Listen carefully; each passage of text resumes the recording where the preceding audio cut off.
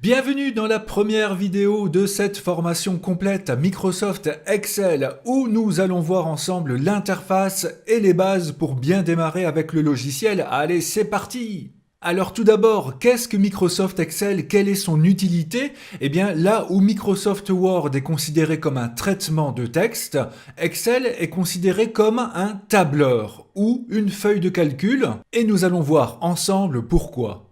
Alors, est-ce qu'Excel permet avant tout de créer des tableaux comme beaucoup le pensent? En réalité, oui et non. Si vous voulez juste créer un tableau normal classique, Word peut tout aussi bien le faire. Toutefois, il est vrai qu'Excel permet une organisation tabulaire beaucoup plus facile. D'ailleurs, quand nous ouvrons Excel, nous voyons directement qu'il y a une sorte de quadrillage ici sur la feuille. Mais sachez que ce quadrillage est virtuel, c'est-à-dire que si là j'imprime ma feuille, il n'y aura absolument rien. En réalité, ce quadrillage nous permet tout d'abord d'organiser nos données, de bien les aligner, mais aussi de pouvoir faire des calculs de l'une à l'autre. Donc si vous désirez réellement un tableau, il faudra ajouter par-dessus les bordures. Sinon, Excel permet donc d'être utilisé comme une calculatrice totalement complète et avec toutes les fonctions de comptabilité qui sont associées. De manière générale, Excel permet la compréhension, le traitement, la comparaison et l'analyse des données que nous encodons. Et tout ceci permet la génération de graphiques et d'illustrations par rapport aux données entrées. Tant que nous parlons de données, justement, Excel permet la gestion d'une base de données, du moins dans ses fonctions principales, pour tout ce qui est l'aide à l'encodage, pouvoir trier, filtrer et rechercher dans cette base de données. Il est facile d'effectuer un classement, par exemple. Et ce ne sont que les fonctions principales, car grâce aux centaines de formules qui sont disponibles, les possibilités sont multiples dans Excel. Et sur cette chaîne, vous pouvez déjà retrouver l'utilisation de toutes les fonctions principales. Alors voici comment se présente l'interface générale d'Excel, avec ici les différents onglets. Dans chaque onglet, nous avons donc un ruban avec différents boutons, et vous voyez qu'il y a les différents groupes de boutons ici comme tableau, illustration, complément, dans ce que je vous montre là. Ensuite, nous avons donc la feuille, et vous voyez que chaque colonne est représentée par une lettre, alors que chaque ligne est représentée par un chiffre ou un nombre. Et la feuille ne se limite pas à ce que l'on voit à l'écran. Si avec les flèches du clavier je vais vers la droite, eh bien vous voyez que cela continue, non pas jusqu'à l'infini, mais de nombreuses colonnes sont disponibles. Et c'est la même chose pour les lignes, si je descends, eh bien voilà, nous pouvons descendre très très loin. Ainsi dans Excel, vous avez toujours suffisamment de place pour faire ce que vous désirez. Vous voyez également, ici en haut, que nous ne sommes pas dans un document comme dans Word, mais bien dans un classeur. Alors pourquoi un classeur? Car un classeur Excel peut contenir différentes feuilles. Et si je vais voir en bas, je vois qu'ici, par défaut, une feuille a été créée, qui s'appelle donc feuille 1. Et donc cela signifie que dans un même classeur ou dans un même document si vous préférez, je peux créer plusieurs feuilles. C'est très simple, en cliquant sur le petit plus ici, voilà, j'ai désormais feuille 2, puis éventuellement feuille 3, feuille 4, feuille 5, et je peux en créer de nombreuses ainsi dans un même classeur. Exemple, un classeur pour les statistiques de l'année, et une feuille par mois ou une feuille par jour ou semaine. C'est tout à fait possible et cela nous évite d'avoir des centaines de classeurs dans votre dossier sur votre ordinateur. Alors pour comprendre une différence très claire avec Microsoft Word, qui lui affiche juste ce que l'on tape, Excel lui peut comprendre certaines données que nous encodons. Exemple, pour sélectionner une case, il suffit de cliquer en plein milieu de celle-ci. Voilà, je clique sur B2, donc colonne B, ligne 2. On voit d'ailleurs que B2 est affiché ici. Et là, je vais taper un jour de la semaine. Exemple, mardi. Sachez que dans Excel, nous devons toujours valider ce que nous tapons. Et pour ce faire, deux moyens. Soit nous appuyons sur la touche Entrée du clavier, ou la grande touche qui vous permet de passer à la ligne dans Word si vous préférez. Voilà. Ou l'alternative, c'est de cliquer dans une autre case, et ainsi, c'est validé pour B2, c'est bien mardi. Et si vous avez fait une erreur, vous pouvez toujours cliquer dans la barre de formule pour effectuer la modification, cela fonctionne très bien. Alors, je sélectionne à nouveau ma case avec mardi, et si vous observez bien, vous voyez qu'en bas à droite de la sélection, il y a un tout petit carré noir, et si je pointe dessus, j'ai un petit plus qui apparaît. Eh bien, cela s'appelle la poignée de recopie, et si je clique en laissant enfoncer ma souris, et que je relâche bien plus bas, par exemple ici, regardez ce qui se passe, il a compris que mardi était un jour de la semaine, et il continue mercredi, jeudi, vendredi, samedi, dimanche.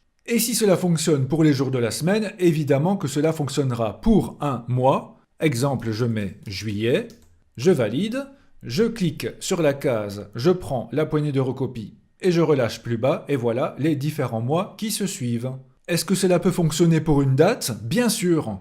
Je tape par exemple ici le 16 février de l'année 2045. Je valide, je sélectionne, je prends la poignée et je relâche plus bas. Et là, c'est très intéressant car c'est lié au véritable calendrier. C'est-à-dire que là, nous sommes au mois de février en 2045 et il est bien passé du 28 février au 1er mars. Il n'a pas mis de 29, 30 ou 31. Et si c'était une année bissextile, il aurait bien sûr ajouté le 29 février. Donc vous comprenez que pour l'élaboration d'un calendrier par exemple, Excel peut être très utile.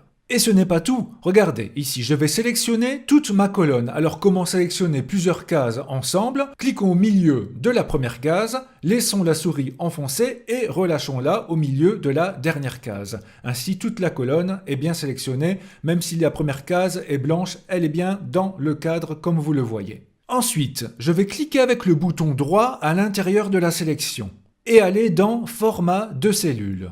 Et là vous le voyez, il a reconnu que c'était une date. Et je peux afficher la date de différentes façons. Par exemple là, je ne sais pas trop si c'est 1945 ou 2045, donc je vais choisir cette ligne-ci, cliquer sur OK, et directement là, c'est beaucoup plus clair. Et vous l'avez vu, si je retourne dans Format de cellule, je peux aussi ajouter le jour à la date. OK, et c'est le véritable jour qui correspond bien à la date qui est affichée, ce qui est quand même assez sympa. Est-ce que tout ceci peut fonctionner pour de simples chiffres ou nombres? Testons. Je tape par exemple le nombre 17, je sélectionne, je prends la poignée, je relâche plus bas, et là, oh, drame, il met 17 partout. Alors si c'est ce que vous voulez, si vous vouliez simplement copier le nombre plusieurs fois, eh bien très bien, là Excel a très bien fait le travail. Maintenant, si vous aviez voulu 18, 19, 20, etc., alors regardez, après avoir fait ce travail, j'ai une petite case avec un petit plus qui apparaît ici en bas à droite, je vais cliquer dessus, et là, au lieu de choisir copier les cellules, je vais mettre incrémenter une série. Et là, c'est formidable.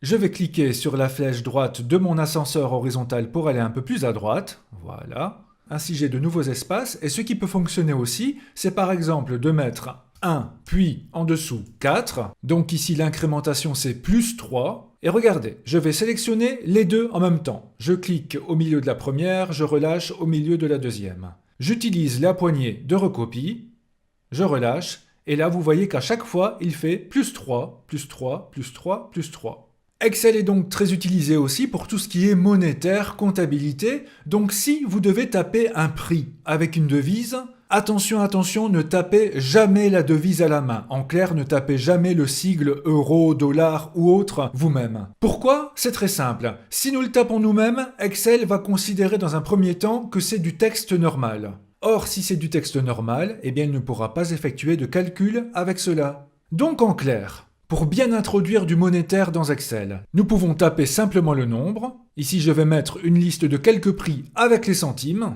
1,45 et puis quelques autres. Voilà. Ensuite, quand c'est fait, je sélectionne le tout, ou si éventuellement toute la colonne doit contenir du monétaire, je peux cliquer sur la lettre de la colonne et ainsi toute la colonne est sélectionnée. Et là, dans l'onglet Accueil, dans le groupe Nombre, j'ai la possibilité ici dans la liste déroulante de choisir différentes catégories de données. Nous retrouvons les nombres simples, les dates, les heures, pourcentage, comptabilité, mais ici je vais choisir monétaire. Et là, puisque mon Excel est paramétré par défaut sur la devise euro, eh bien il a tout transformé en euros. Et ces données-là, il les comprend et donc il pourrait effectuer éventuellement des calculs ensuite.